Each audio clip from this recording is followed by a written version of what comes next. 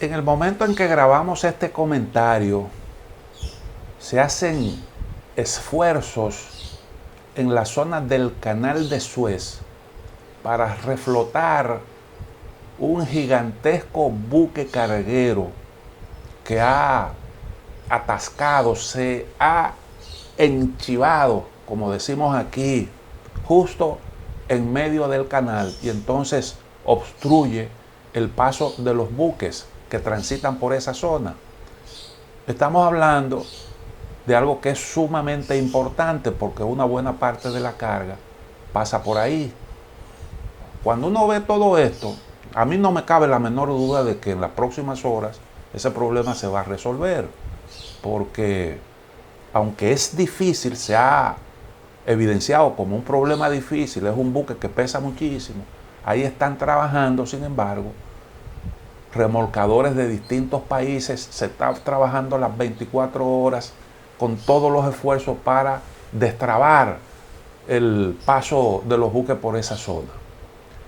Y en las próximas horas yo entiendo que ese problema se va a resolver. Pero ahí se ha acumulado, hay unos 300 y tantos buques que esperan un turno. En promedio, pasar por la zona del canal toma unas 15 horas.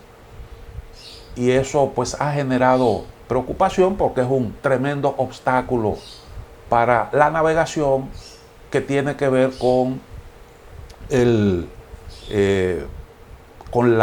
flujo de la carga imprescindible para abastecer los mercados y resolver necesidades. Todo esto plantea, cuando uno ve eso, el impacto de ese hecho, de un accidente en esa zona y sus repercusiones.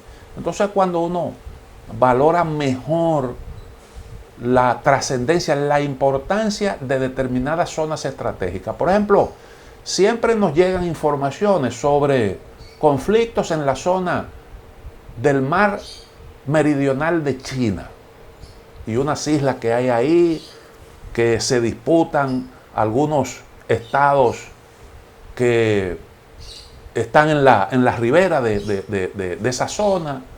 El caso de Taiwán, Vietnam, China, que tiene la sartén por el mango ahí. Cuando uno ve todas esas disputas y calcula la cantidad de carga que se mueve por esa ruta, entonces es que uno valora, a la luz de eso que está ocurriendo ahí en Suez, la importancia de eso y por qué los estados no se descuidan y hay pulseo y hay un forcejeo. Siempre, a cada rato nos encontramos con que hay unos buques de Estados Unidos que tienen ahí un forcejeo con buques también chinos, y todo eso es una disputa por el control de esa ruta importante para la carga. Por ahí, por la zona del mar de China Meridional, pasa una cantidad importante de buques que tienen como misión, bueno, que llevan carga a distintos destinos, pero por ahí se abastece la China, que tiene el compromiso de, pues, abastecer de materia prima y alimento a su población, toda esa economía que requiere de tantas materias primas. Una buena parte se mueve por ahí y entonces eso es vital. O lo que pasa también con el estrecho de Hormuz, en donde pasa aproximadamente el 35% de la carga de petróleo que se mueve de los buques petroleros que abastecen buena parte del mundo, 35%. Eso le da una tremenda ventaja. De un lado está la zona del estrecho de Hormuz, de un lado está Irán y del otro está Omán. Y cada vez que hay un conflicto, que hay un forcejeo en la zona, que Irán se siente presionado, entonces amenaza con bloquear el estrecho de Hormuz. Es precisamente por esa situación. Entonces, cuando uno ve todos estos escarceos y todas estas maniobras, es que uno se da cuenta lo que está en juego y lo que eso representa para la humanidad. Y a veces el asunto se maneja de forma totalmente irresponsable. Porque lo que anima todo esto es precisamente, son los intereses. Son los intereses. Y eso se maneja de la misma forma, con los mismos criterios con que se maneja el asunto de la vacuna. Exactamente igualito. Lo único que se suele disimular lo que motiva el accionar en la arena internacional. En este caso no ha habido forma de disimular eso, porque es muy evidente cuando usted acapara un producto, pero son los mismos criterios. Entonces, algunos datos sobre el canal de Suez. El barco que está ahí atascado, que no sabemos, en el momento en que salga este comentario, no sabemos si estará ahí o ya se habrá resuelto el problema, pero es un tremendo buque que tiene 400 metros de largo. Tiene una carga de 20.000 furgones. 20.000 furgones. Eso hay que hacer un esfuerzo por imaginarse lo que eso significa. Calcule usted el tamaño de un furgón y multiplique eso por 20.000. Y entonces el cargamento es de 20.000 toneladas. Una tonelada son 2.000, qué sé yo, cuántas libras. Multiplique el tamaño, el peso de esa carga que lleva el buque. Que por cierto, una de las medidas para tratar de reflotarlo es, porque encalló, es liberar de la carga ese mastodonte, que es un trabajo colosal. Se logró un poco reflotarlo, pero todavía el problema no se ha resuelto. Yo creo que se resolverá próximamente. El ancho del buque es de 59 metros. Tiene una tripulación de 25 personas y su construcción data de 2018. Es de bandera panameña. Calculo que usa